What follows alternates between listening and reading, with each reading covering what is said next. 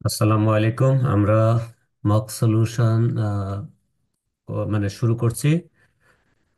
যথারীতি প্রথমেই আমাদের সন্ধি। তো প্রথম শব্দ আছে সন্ধির মহা প্লাস অর্ঘ। তো এটাকে যদি আমরা সন্ধি করি, তো প্লাসের আগে আছে আ এবং প্লাসের পরে ওয়া, এই জন্য এটা হয়ে যাবে আকার, অর্থাৎ এটা হবে হলো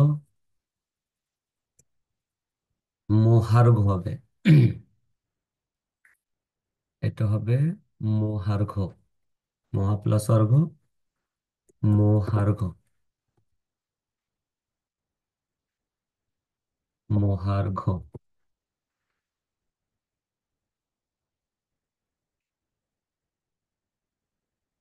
এরপরে আছে অতি প্লাস অন্ত। প্লাসের আগে রস্বই আর প্লাসের পরে অ। তো প্লাসের আগে রস্বই থাকলে সন্ধি করলে হয় জফলা হয়ে যায় রস্বই কারটা, এই জন্য এটা হবে অত্যন্ত। আমি একটু বড় করে দেই যাতে দেখতে সুবিধা হয়। এরপরে আছে উৎপ্লাত জল। তো খণ্ডতায়ের পরে কিছু ব্যঞ্জন বর্ণ আছে, যেমন চ, ছ, এরপরে বর্গীয় জ, ঝ, এরপরে ট, ড, এরপরে ল, দন্ত ন, এরকম কিছু ব্যঞ্জন বর্ণ আছে যেগুলো ডাবল হয়ে যায়, এই জন্য এটা হবে হলো উজ্জ্বল, উৎপ্লাত জল, উজ্জ্বল হবে। এরপরে নব প্লাস অন্ন, নব, এখানেও প্লাসের আগে ওয়া প্লাসের পরে ওয়া, এই জন্য এটা হবে হলো নবান্ন। এরপরে মন প্লাস রম। বিসর্গতে আহ যদি বিসর্গের আগে হ্রস্ব ইকার বা হ্রস্ব উকার না থাকে, তাহলে এই বিসর্গটা ওকার হয়ে যায়, অর্থাৎ এটা হবে মনোরম। এরপরে আছে আমাদের বাগধারা, প্রবাদ, প্রবাদবচন এবং জোড়া শব্দ। তো প্রথম হলো ছেলেটির বিন্দুমাত্র ড্যাশ নেই দেখে আমরা সকলে অবাক হয়ে গেলাম। তো ছেলেটির বিন্দুমাত্র ভয় ডর নেই। তো যথারীতি আমাদের নম্বরটি লিখে দিতে হবে, অর্থাৎ এটার নম্বর হবে হলো 5। ছেলেটির বিন্দুমাত্র ভয় ডর নেই দেখে আমরা সবাই অবাক হয়ে গেলাম। এরপরে স্কুলের সুবর্ণ জয়ন্তী অনুষ্ঠানে নতুন পুরনো কৃতি ছাত্রছাত্রীরা মিলে যেন ড্যাশ বসিয়েছিল। এখানে হবে চাঁদের হাট বসিয়েছিল, চাঁদের হাট হবে। চাঁদের হাট মানে আত্মীয় স্বজনের মিলন বা একত্রিত হওয়া, এটাকে বলে চাঁদের হাট।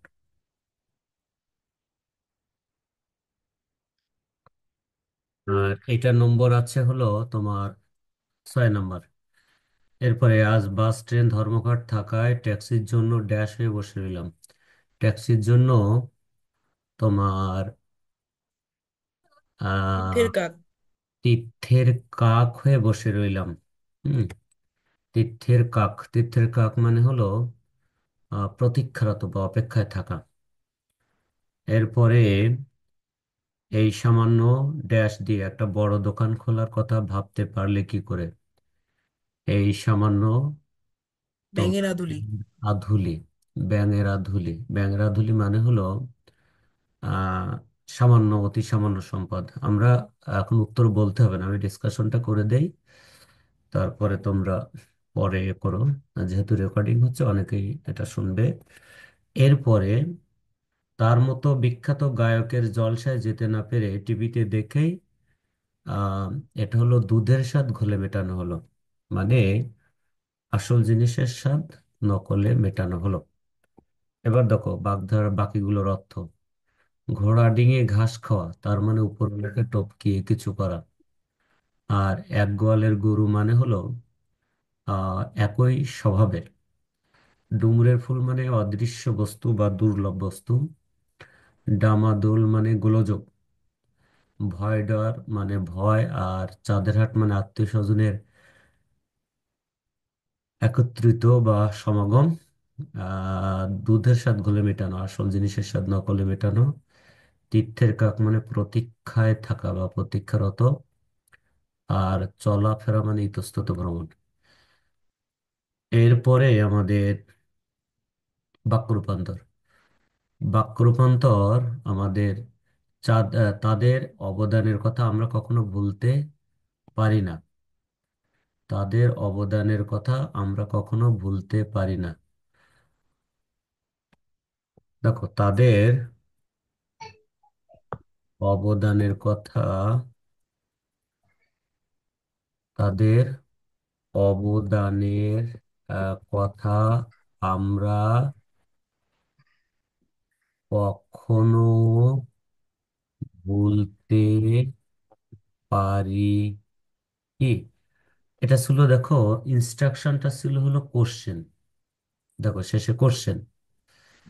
আর যে বাক্যটা আমাদের দেওয়া ছিল সেটি ছিল নেগেটিভে। এটা নেগেটিভ, নেগেটিভ হলো না দেওয়া আছে, এই যে এই না থাকার কারণে হলো এটা নেগেটিভ। আর এটা যখন আমরা করব তখন নিচের ইনস্ট্রাকশন, অর্থাৎ একটা হলো কিওয়ার্ড, এই যে তাদের হলো কিওয়ার্ড। আর এখানে যে কোশ্চেন, এটা দিয়ে বোঝাচ্ছে কোশ্চেন করা, প্রশ্ন করা, ইন্টারোগেটিভ। তো নাটাকে আমরা প্রশ্ন করবো আর কি, কি দিয়ে, অর্থাৎ না বাদ দিয়ে আমরা শুধু কি লিখে দিলেই উত্তর হয়ে যাবে। বাক্যের অর্থ পরিবর্তন করা যাবে না, কিন্তু বাক্যের ফরম্যাট অবশ্যই পরিবর্তন হবে। এই বিশাল জনসমাবেশে যোগ দেয়নি এমন কেউ আছে কি? এই বিশাল জনসমাবেশে, এই বিশাল জনসমাবেশে, দেখো এই দেওয়া আছে এখানে। এই বিশাল, বিশাল তোমার জনসমাবেশে যোগ দেয়নি এমন কেউ আছে কি? এটা প্রশ্ন, ইন্টারোগেটিভ। আমাদেরকে অ্যাফার্মেটিভ লিখতে হবে। তো এই বিশাল জনসমাবেশে যোগ দেয়নি এমন কেউ আছে কি, কি বাদ দিতে হবে আর নি বাদ দিতে হবে। তাহলে এই বিশাল জনসমাবেশে সবাই যোগ দিয়েছে। তার মানে আমরা নেগেটিভটা বাদ দিলাম। আগের বাক্য যেটা ছিল, এটা দুইটা ফরম্যাট ছিল, একটা হলো নেগেটিভ আর একটা হলো কোশ্চেন, অর্থাৎ নেগেটিভে কোশ্চেন ছিল।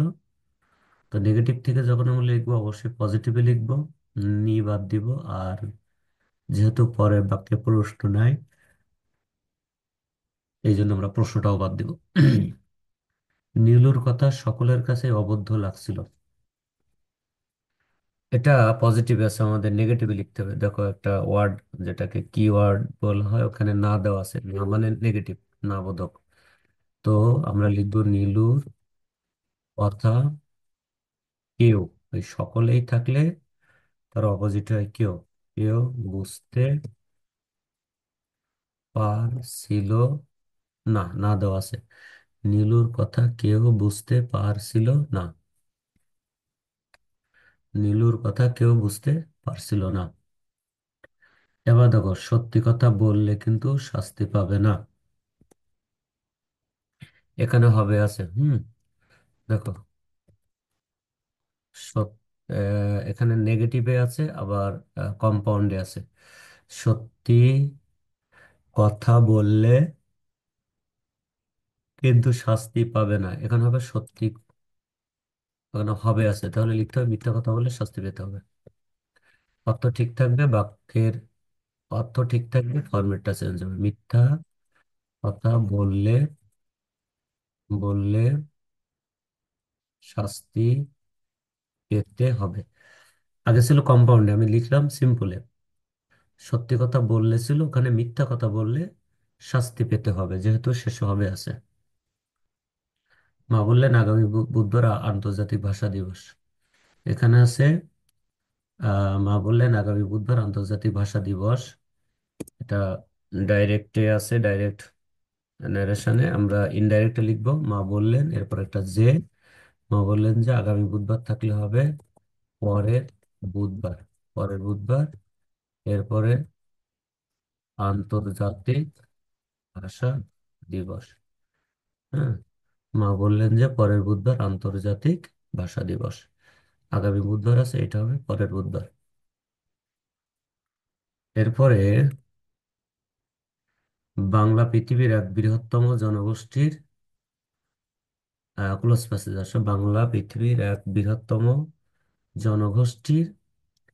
দেখো, জনগোষ্ঠীর আছে, বৃহত্তর জনগোষ্ঠীর ভাষা। মাতৃভাষা, এখানে মাতৃভাষা অর্থাৎ 8 নম্বর আছে, মাতৃভাষা হবে।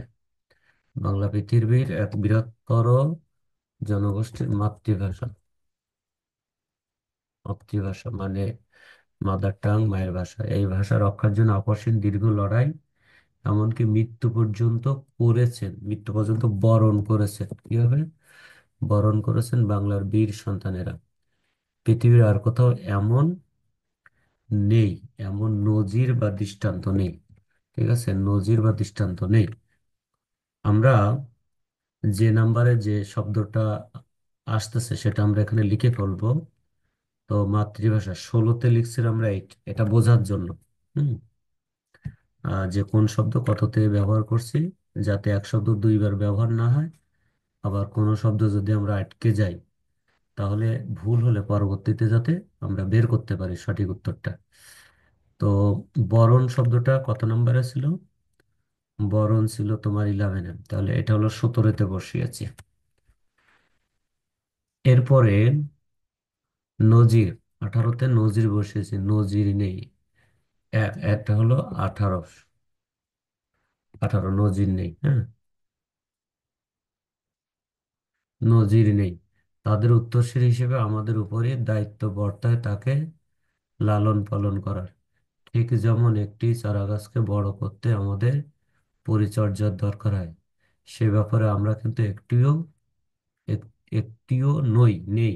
সে ব্যাপারে আমরা কিন্তু একটিও নেই, একটিও একটিও নেই। হ্যাঁ, একটিও নেই, একটিও সচেতন নেই। সচেতন হবে, সচেতন। তাহলে 19 হবে সচেতন, সচেতন নেই। ক্লোজ প্যাসেজ যদি আমাদের আহ, সঠিক উত্তর করতে হয়, তাহলে অবশ্যই শব্দে শূন্যস্থানে শব্দ বসিয়ে আমাদের পড়তে হবে, পড়ে মিলাতে হবে। ভাষা যেহেতু একটা বহমান নদীর মতো, সে কারণে ভাঙাগড়ার খেলা, ভাঙাগড়ার পরে হয় হলো খেলা, ভাঙাগড়ার খেলা। খেলা, আমরা খেলা বসিয়েছি 20-তে। হুম ভাঙাগড়ার খেলা এখানে চলতেই থাকে। তাই বলে অন্য ভাষাগুলোকে বেনজলের মতো হুড়মুড়িয়ে ঢুকে পড়ে আমাদের ভাষাকে ড্যাশ করে দিতে পারে না।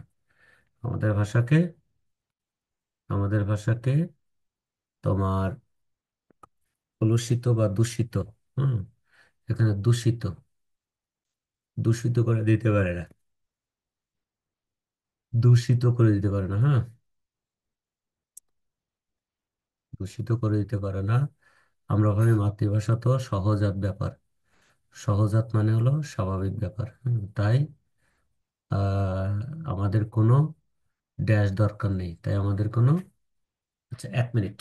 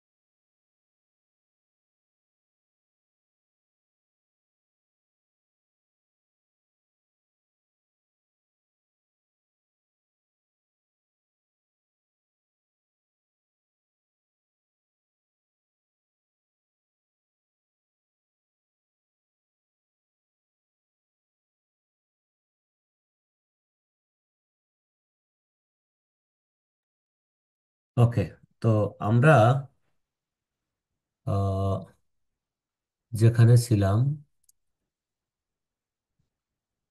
এরপরে আমরা ভাবি মাতৃভাষা তো সহজাত ব্যাপার, তাই আমাদের কোনো ড্যাশ দরকার নেই।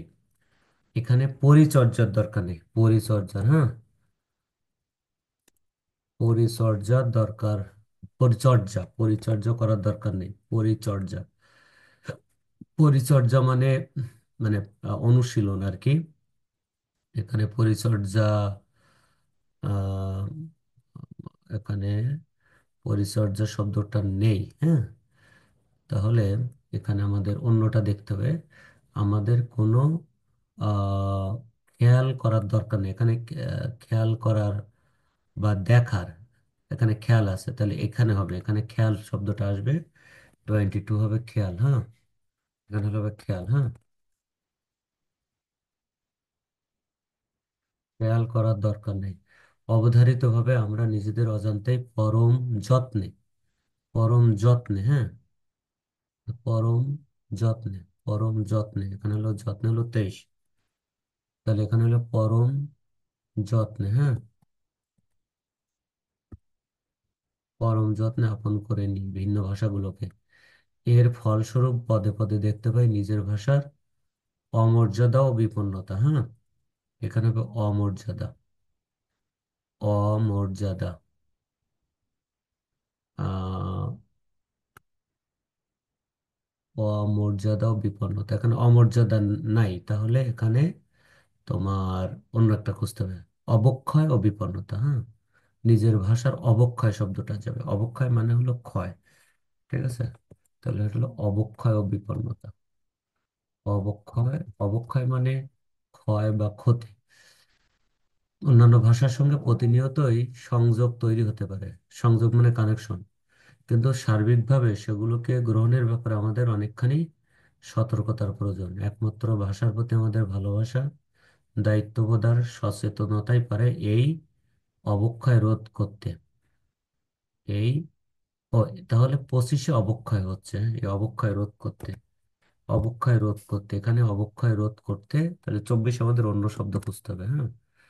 অবক্ষয়, অবক্ষয় রোধ করতে, আহ নিজের ভাষার, নিজের ভাষার অমর্যাদা ও বিপন্নতা, নিজের ভাষার, এই শব্দটা এখানে নাই, শব্দটা এখানে কোনোভাবেই হয়েছে আর কি, নিজের ভাষার অমর্যাদা বিপন্নতা, এই শব্দটা এখানে নাই, তার মানে সঠিক উত্তর এখানে নাই, হ্যাঁ। আমরা এখানে লিখে দিলাম শব্দটা এখানে, অমর্যাদা ও বিপন্নতা। তাহলে এখানে আমরা যেটা 24 অবক্ষয় লিখেছি, তাহলে অমর্যাদা হবে, হ্যাঁ, অমর্যাদা। তো কথা হলো যে ও লেভেলের কোশ্চেন এরকম থাকবে কিনা যে উত্তর নাই, না এরকম হবে না, এত কাছাকাছি থাকবে বা একটু মানে কনফিউজিং আনসার থাকতে পারে, কিন্তু একবার থাকবে না এরকম না, কিন্তু এখানে তৈরি করার সময় এটা মিসিং হয়েছে। এরপরে আমরা এমসিকিউতে যাব। এমসিকিউ এর উত্তর করার জন্য আমাদেরকে প্রথমে তোমার, আমাদের প্রথমে আহ করতে হবে, তোমার অপশন, অপশন পড়তে হবে, হ্যাঁ, কোশ্চেন এবং অপশন পড়তে হবে, তারপর আমাদের কম্প্রিহেনশন করে উত্তর করতে হবে, ঠিক আছে। ব্রিটিশদের কাছে কোন জায়গাটি স্কটল্যান্ড অফ দি ইস্ট বলে পরিচিত?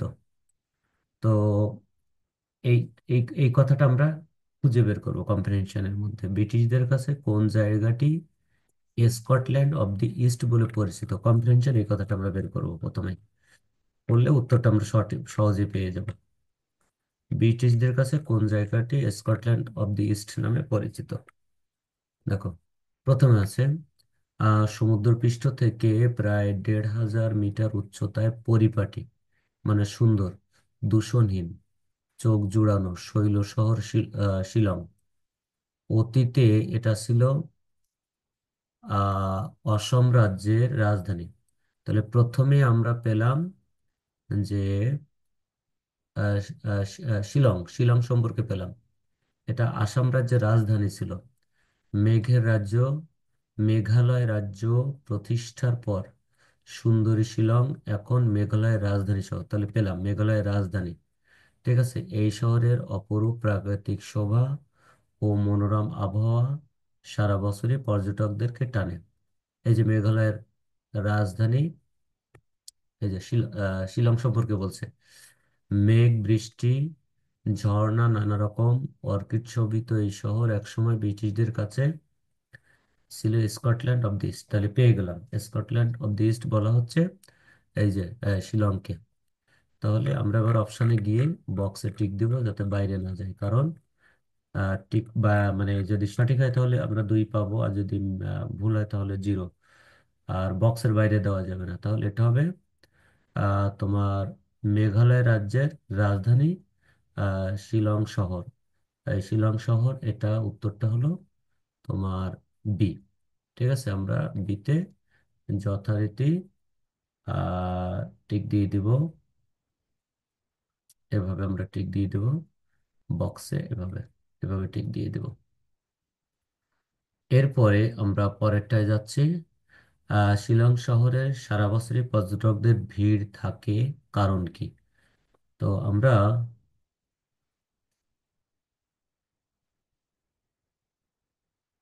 কম্প্রিহেনশনে চলে যাই।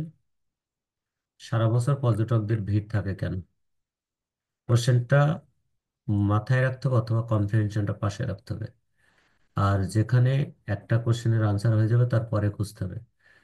এই শিলং পাহাড়ের সঙ্গে বাঙালির আত্মিক যোগাযোগ যেন নিবিড়, যেন নিবিড়। কবিগুরু রবীন্দ্রনাথের শেষের কবিতার প্রেক্ষাপটেই শিলং পাহাড়। তার বসত বাড়ি মালঞ্চ আজও অনেকের কাছেই দ্রষ্টব্য। দেখো, 1893 সালে অসমের, আচ্ছা আরেকটা কোশ্চেন ছিল পর্যটকদের কেন টানে। কোশ্চেনটা আমরা আবার একটু দেখব, কারণ পাশাপাশি না থাকার কারণে আমাদের ভুল হওয়ার সম্ভাবনা অনেক বেশি। শিলং শহরে সারা বছরই পর্যটকদের ভিড় থাকে, কেন ভিড় থাকে? সারা বছর পর্যটকদের ভিড় থাকে কেন? হুম তো সারা বছর পর্যটকদের ভিড় থাকে কেন, এই কথাটা আমরা পেয়েছিলাম ওই প্রথম প্যারার ভিতরে। এই যে, এই শহরের অপরূপ প্রাকৃতিক শোভা ও মনোরম আবহাওয়া সারা বছরই পর্যটকদের টানে। তাহলে এখানে উত্তর ছিল সেটা কি, যে অপরূপ প্রাকৃতিক শোভা ও মনোরম আবহাওয়া। এই কথাটা হবে উত্তর, যেহেতু কোশ্চেনের কথাটা এখানে আছে। কোশ্চেনের ল্যাঙ্গুয়েজ যেখানে থাকবে উত্তরও সেখানে। তো আমরা, এটার উত্তর হবে যেখানে প্রাকৃতিক শোভা ও মনোরম আবহাওয়া আছে। এখান থেকে আমরা দেখি প্রথম আছে এখানে খুব বেশি পরিমাণ বৃষ্টিপাত হয়। এখানে কবিগুরু রবীন্দ্রনাথের বাড়ি মালঞ্চ অবস্থিত। এখানকার দূষণমুক্ত মনোরম আবহাওয়া, অপূর্ব নৈসর্গিক শোভা উপভোগ করা যায়। হ্যাঁ, এটা পেয়ে গেছি। তাহলে আমরা এখানে টিক দিয়ে দিব, অর্থাৎ এটা হলো সি। সিতে টিক দিয়ে দেবো, ঠিক আছে, সিতে টিক দিয়ে দেবো। এবার আসো পরেরটা। পরেরটা হলো তোমার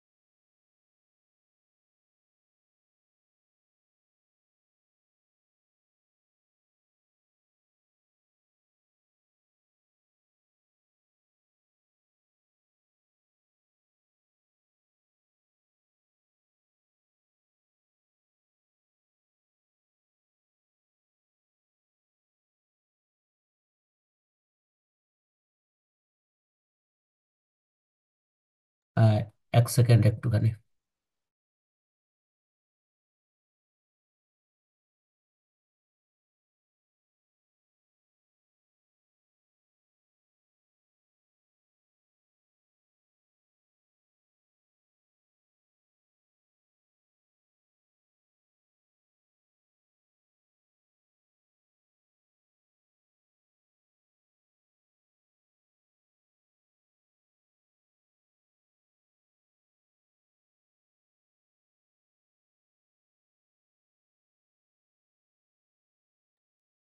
এরপরে 28 দেখো, দ্বিতীয় অনুচ্ছেদ অনুযায়ী কোন তথ্যটি সঠিক। তো এই জাতীয় কোশ্চেন সলভ করতে গেলে আমাদেরকে সবগুলো লাইন পড়তে হবে। শিলং, দেখো প্রথম আছে শিলং শহরের উইলিয়াম জলাশয়ে নৌকা চালানো নিষিদ্ধ। একটা পেলাম, শিলং শহরের উইলিয়াম জলাশয়ে নৌকা চালানো নিষিদ্ধ। আহ কোনটি সঠিক আর কি? শিলং শহরের কাছেই সবচেয়ে বড় ও সুন্দর জলপ্রপাত এলিফ্যান্ট ফলস। বাটারফ্লাই মিউজিয়ামটি সারা দেশে প্রজাপতি ও কীটপতঙ্গের একমাত্র সংগ্রহশালা।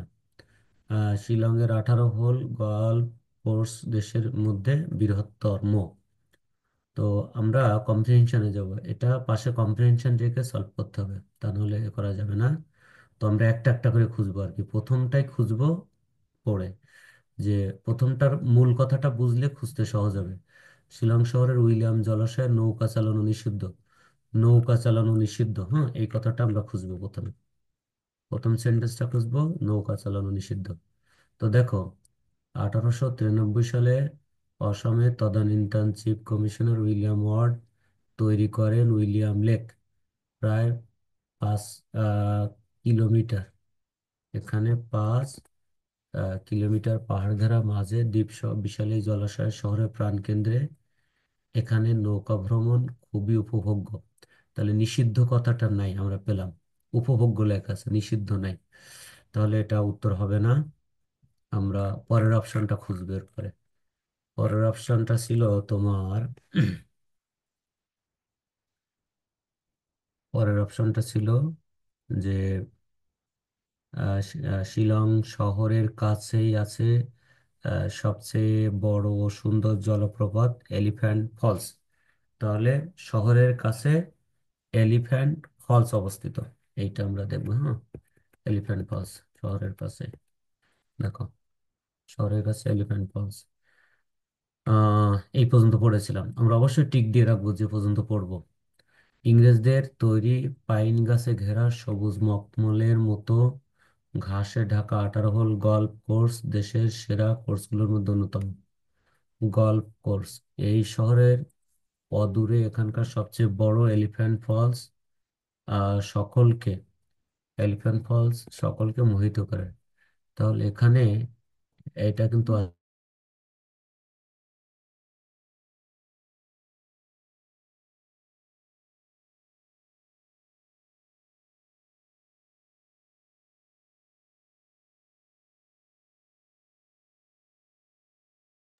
এরপরে দেখো, তাহলে এইটা হবে সঠিক উত্তর। হ্যাঁ, দেখো এখানে আমরা এটা পেয়ে গেলাম যে এই শহরের অদূরে কাছে, ওখানে যে কথা ছিল এখানের সাথে কথার সাথে এটা মিলে যাচ্ছে। শহরে, এই শহরের অদূরে মানে কাছে এখানকার সবচেয়ে বড় জলপ্রপাত এলিফ্যান্ট এলিফ্যান্ট ফলস। হ্যাঁ, এলিফ্যান্ট ফলস সকলকে মোহিত করে। এলিফ্যান্ট ফলস সকলকে মোহিত করে। তাহলে এইটা আমরা মিলে গেল, তাহলে এখানে সঠিক উত্তর হবে পরেরটা। এখানে বলছে কোনটা সঠিক এই অনুযায়ী, তাহলে এখানে হবে এলিফ্যান্ট ফলস। তাহলে আমরা এখানে টিকটা দিয়ে দেবো, ঠিক আছে। এখানে টিক, হুম, এখানে আমরা টিকটা দিয়ে দিলাম। এই যে এই বক্সে টিকটা দিয়ে দিলাম দিতে, ঠিক আছে। ওকে, এরপরে আমরা পরেরটায় চলে যাচ্ছি। আহ,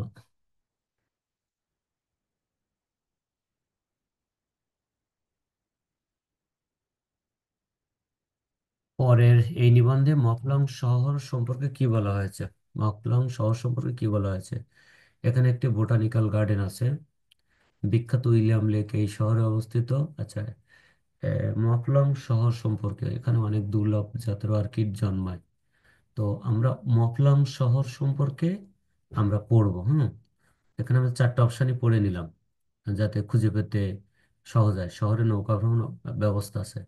এবার মকলং এর ওই বাক্যটা পড়বো, মানে যে উত্তর যে পর্যন্ত পাবো ওই পর্যন্ত কিন্তু আমরা টিক দিয়ে রাখবো, তারপরেই কিন্তু পরের কোশ্চেনের আনসার পাওয়া যাবে। এই পর্যন্ত পড়েছিলাম। এই শহরে অদূরে এখানকার সবচেয়ে বড় এটা এ পর্যন্ত পড়েছিলাম। এখান থেকে পায়ে হেঁটে পৌঁছানো যায় বোটানিক্যাল গার্ডেনে। সেখানে আছে অজস্র জানা অজানা গাছের বিস্ময়। এছাড়াও অনেকের কাছে প্রধান আকর্ষণ বাটারফ্লাই মিউজিয়ামের কাছে শোকেসে রাখা প্রজাপতি ও কীটপতঙ্গের বিশাল সংগ্রহ। শহরের 22 কিলোমিটার দূরে জঙ্গলে ঢাকা মফলং শহরে দেখতে পাওয়া যায় অসংখ্য বিরল প্রজাতির অর্কিড। তাহলে মফলং সম্পর্কে পেলাম, বিরল প্রজাতির অর্কিড পাওয়া যায়। এবার আমরা ওই ওই অপশনে গিয়ে বিরল প্রজাতির অর্কিড যেখানে আছে আমরা সেখানে গিয়ে এটা টিক দিয়ে দিলাম। হুম। এটা আছে হলো এখানে দেখো বিরল প্রজাতির অর্কিড পাওয়া যায়। এই যে, তাহলে বিরল প্রজাতির অর্কিড পাওয়া যায় এই যে তোমার সি। আমরা সিতে টিক দিয়ে দিলাম, সিতে টিক দিয়ে দিলাম। এরপরে 30 হলো তৃতীয় অনুচ্ছেদে বর্ণিত স্থানীয় বাসিন্দাদের কাছে স্মিথগ্রাম কেন গুরুত্বপূর্ণ। তো স্মিথগ্রাম সম্পর্কে আমাদের এবার জানতে হবে। স্মিথগ্রাম, স্মিথগ্রাম গুরুত্বপূর্ণ কেন? ঠিক যেখানে আমরা লাস্ট কোশ্চেনের আনসার পেয়েছিলাম তারপর থেকে পড়বো। দেখো, শিলং শহরের অদূরেই রয়েছে খাসি পাহাড়। খাসি সংস্কৃতির প্রধান কেন্দ্র হলো স্মিথগ্রাম। এই স্মিথগ্রাম পেলাম। এই পার্বত্য গ্রাম খাসি রাজ্যের রাজধানী। এর প্রধান আকর্ষণ প্রতি বছর নভেম্বর মাসের শুরুতে পালিত ধর্মীয় উৎসব পোমরাং নংক্রেম। তাহলে পেলাম এখানে একটা ধর্মীয় উৎসব হয় পোমরাং নংক্রেম। আমরা অপশনে গিয়ে এই এই কথাটা পেলে আমরা টিক দিয়ে দিব, পোমরাং নংক্রেম। হুম। মফলং এরপরে হলো স্মিথগ্রাম গুরুত্বপূর্ণ হলো এখানে খাসি সংস্কৃতি প্রধান ধর্মীয় উৎসব পালন করা হয়। তাহলে আমরা উত্তর পেয়ে গেছি এ। ঠিক আছে, উত্তর হবে এ। আমরা এটা টিক দিয়ে দিলাম। ওকে, 30 এর পরে 31-এ চলে যাব। 31-এ বলছে যে মৌসিরামকে চেরাপুঞ্জির প্রতিদ্বন্দ্বী বলা হয় কেন? প্রতিদ্বন্দ্বী মানে কম্পিটিটর বলা হয় কেন? চেরাপুঞ্জি আর মৌসিরামের অবস্থান পাশাপাশি, পাশাপাশি অবস্থান হলে প্রতিদ্বন্দ্বী হয় না। মৌসিরামের গড় বৃষ্টিপাতের হার এখন চেরাপুঞ্জির চেয়েও বেশি, এটাও না। চেরাপুঞ্জির তুলনায় মৌসিরামের অনেক বেশি ঝর্ণা ও নদী রয়েছে। আহ, এটা বিটা বিটা হতে পারে। আমরা মৌসিরামের গড় বৃষ্টিপাতের হার এখন চেরাপুঞ্জির চেয়ে বেশি, এটা হতে পারে কারণ ওখানে বৃষ্টি হয় প্রচুর। এরপরে মৌসিরামে পর্যটকদের ভিড় চেরাপুঞ্জির চেয়ে বেশি। ওকে, আমরা এখন দেখব চেরাপুঞ্জি সম্পর্কে কি বলা হয়েছে। যেখানে উত্তর পেয়েছিলাম তার পরের থেকে দেখব। হুম। দেখো, শিলং থেকে আমরা এ পর্যন্ত পড়েছিলাম বাদ্যের তালে তালে শিশু কিশোর কিশোরী তরুণ তরুণীরা স্বলংকার ও রঙিন পোশাকে শরীর দুলিয়ে নেচে মাতিয়ে তোলে পার্বত্য অঞ্চলের আকাশ বাতাস। এই উৎসবে উপস্থিত থাকেন রাজা, রাজপুরোহিত, রাজার অতিথিবর্গ এবং সাধারণ লোকজন। শিলং থেকে 56 কিলোমিটার দূরে খাসি পাহাড়ের দক্ষিণ ঢালে অবস্থিত ঝর্ণা ও নদী ঘেরা চেরাপুঞ্জি একসময় অতি বৃষ্টির জন্য বিখ্যাত ছিল। এখানে সারা বছর গড়ে বৃষ্টি হয় প্রায় 1200 মিলিমিটার। তাহলে পেয়ে গেলাম, মানে বৃষ্টিপাত বেশি হয়।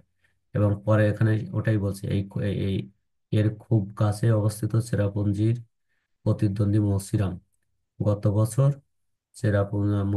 চেরাপুঞ্জির থেকে বেশি বৃষ্টিপাত হয়েছে। এই যে পেয়ে গেছি উত্তরটা। ঠিক আছে, তার মানে বেশি বৃষ্টিপাত হয়েছে। তাহলে এখানে আমরা এই বেশি বৃষ্টিপাতের জন্য প্রতিদ্বন্দ্বী বলা হয়। এখানে আমরা ওইটা তোমার টিক দিয়ে দিব।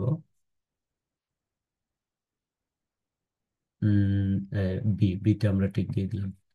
এরপরে আমরা চলে যাব লাস্ট কোশ্চেন। লাস্ট কোশ্চেন হলো শেষ অনুচ্ছেদে এই শৈলশহর শিলংকে মেঘের রাজ্য আখ্যা দেওয়া হয়েছে কেন?